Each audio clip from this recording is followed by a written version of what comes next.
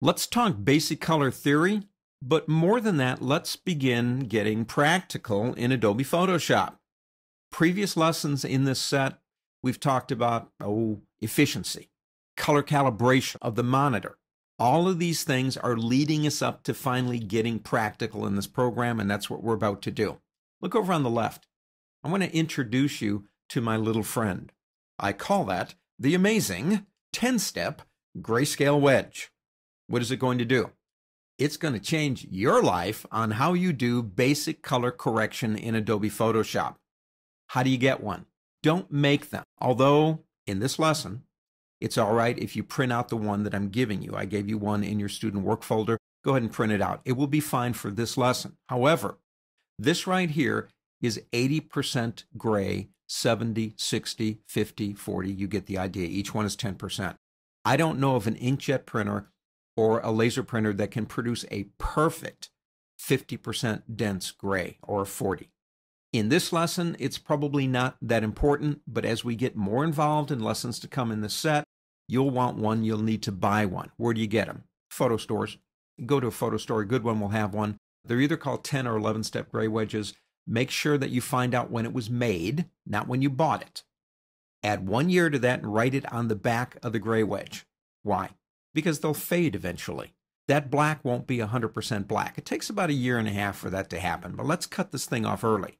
Because when we get more advanced using this tool, if that's not a perfect 100% black, you're going to have a problem.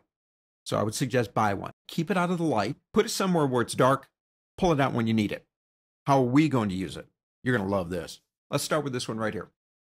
Those are my two dogs. Herb Tarlick Jr. is on the left, and Lovejoy is on the right. Now, it's a painting or a mural done on one of the walls in my greenhouse. If you look, the wedge is over there on the left.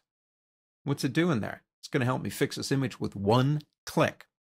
One of the ways you can use this, if you can figure out how to put it into the photo and then crop it out. So when I get done, I can crop out and just have my two dogs. I don't need anything else. If you can't figure that out, then you can't use it here, obviously. But in product photography or in something like this, if you can put it off to the side because you don't want that part, this is going to work. The problem is that the color temperature is incorrect for the photograph. We're going to fix this with one click of a button. I'm going to bring up my layers, and we are going to do an adjustment layer. We always work smart. We use adjustments. Attach that right there. Go to this button right here, half moon icon, go into levels. We're not really discussing levels. I just need to borrow an eyedropper. There are several adjustments in Photoshop like curves and levels that have these eyedroppers. Doesn't matter really which one you use. I just need to borrow an eyedropper. Those eyedroppers allow me to sample color information in the image.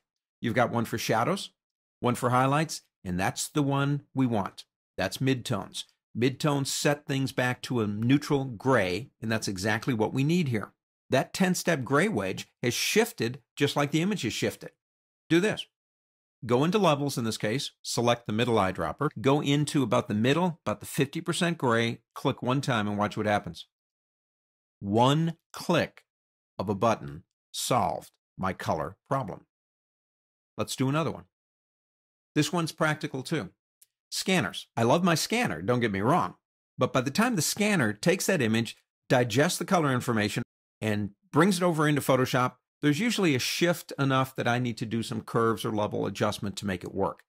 You're one click away from getting this image right again. But one point, this image was fine when I put it on my scanner.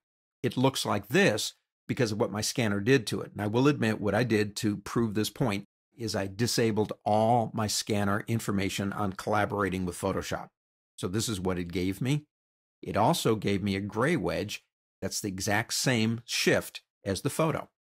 We will go into our little half moon icon, go to levels, select the middle eyedropper, come over here, right about there, and click. One click of a button. Again, remember, the image was fine when it was on my scanner. If it's not fine when it's on your scanner, you're going to get whatever it looked like on the scanner, but this is a one-click thing. Since it's to the side of the image, I don't need it anymore. I can come over here and pick up my marquee tool and draw myself a rectangle about like that. Go up to the word image on the pull-down menu and go down to crop. The 10-step gray wedge. Before, after. Before, after. It's your one-click option for solving problems with photography, product shots, and scanned images. I love using a 10-step gray wedge.